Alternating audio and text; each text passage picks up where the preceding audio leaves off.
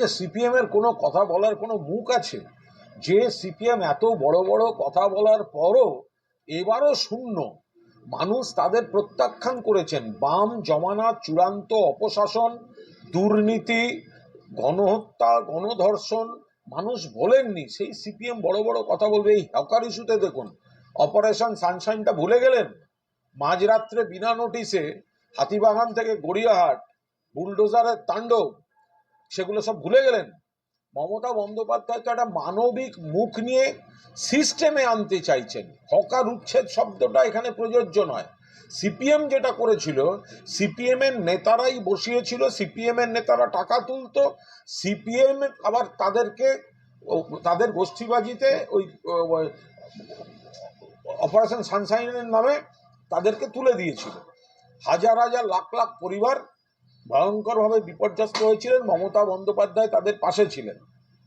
তা এখন যেটা হচ্ছে, তা এখন হকার উচ্ছেদ বলা ঠিক নয়, হকার সিস্টেমটা যাতে লাগাম ছাড়া ভাবে জায়গা দখল না করে, ফুটপাতে মানুষও হাঁটাচলা করতে পারেন, পথ নিরাপত্তা থাকে, সৌন্দর্যায়ন থাকে, তাই একটা বিধিনিষেধের মধ্যে আনা। আর সংখ্যা তো ক্রমশ বেড়ে গেলে তো একটা অচলাবস্থা তৈরি হবে। তাই বিকল্প জায়গা মুখ্যমন্ত্রী একটা সুনির্দিষ্ট পরিকল্পনা, একটা বাস্তবচিত মানসিকতা দিয়ে একটা তৈরি করে দিচ্ছেন।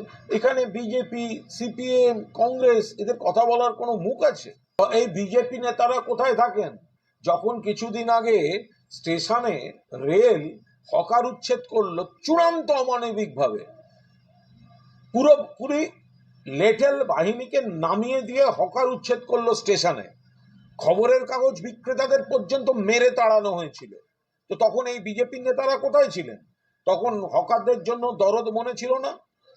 হকার একটা সিস্টেমের মধ্যে রাখার জন্য মমতা বন্দ্যোপাধ্যায়, যাতে পথচারীদের জন্য ফুটপাত থাকে, আবার হকার ভাইদেরও ব্যবসা হয়, হকার ভাইদেরও কেনাকাটা চলে, আবার পথ নিরাপত্তা যাতে বিঘ্নিত না হয়, সৌন্দর্যায়ন বিঘ্নিত না হয়। দরকার হলে হকার ভাইদের বিকল্প কি ব্যবস্থা করে দেওয়া যায়। ব্যাপারটা তো সংখ্যা ক্রমশ বাড়ছে, সিস্টেমে আনার চেষ্টা হচ্ছে। রেলে যখন শুধু লাঠি চালিয়ে হকারদের মেরে তাড়ালো, তখন এই বিরোধী দলনেতা বা শঙ্কর ঘোষ বা এরা তো কোথায় ছিলেন? তখন তো খুঁজে পাওয়া যায়নি। এখানে মমতা বন্দ্যোপাধ্যায় হকারদের প্রতি মমত্ব দেখিয়ে হকার সমস্যাটাকে একটা বাস্তবচিত রেখাচিত্রে আনতে চাইছেন। ফলে সাধারণ মানুষ সবাই বুঝছেন মূল উদ্দেশ্যটা কি। দেখুন, এই বিষয়টা যদি কেউ আদালতে যাওয়ার ইচ্ছে থাকে তো আদালতে যেতেই পারেন, এটা নিয়ে তো কোনো বক্তব্য নয়। সব ব্যাপারে আদালত নানা মন্তব্য দিচ্ছেন, হকারেরই বা বাদ থাকে কেন?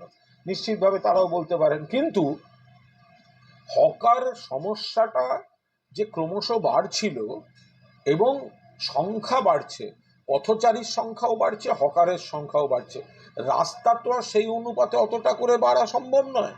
ফলে সেই জায়গায় দাঁড়িয়ে মুখ্যমন্ত্রী কোথাও একটা ডিমার্কেশন লাইন টানতে চাইছেন, একটা সীমারেখা টানতে চাইছেন, যে এই অংশটুকু শুধু হকাররা, বাকিটা পথচারীদের জন্য। এর সঙ্গে সৌন্দর্যায়ন থেকে আরম্ভ করে পথ নিরাপত্তা অনেক কিছু সম্পর্ক আছে। তো এরপরেও যদি কেউ কোথাও আদালতে যেতে চান, যাবেন। রাজ্য সরকার মুখ্যমন্ত্রীর নেতৃত্বে মানবিক মুখ এবং বাস্তবচিত ফর্মুলায় এই গোটা জিনিসটাকে একটা সিস্টেমের মধ্যে রাখার চেষ্টা করছে।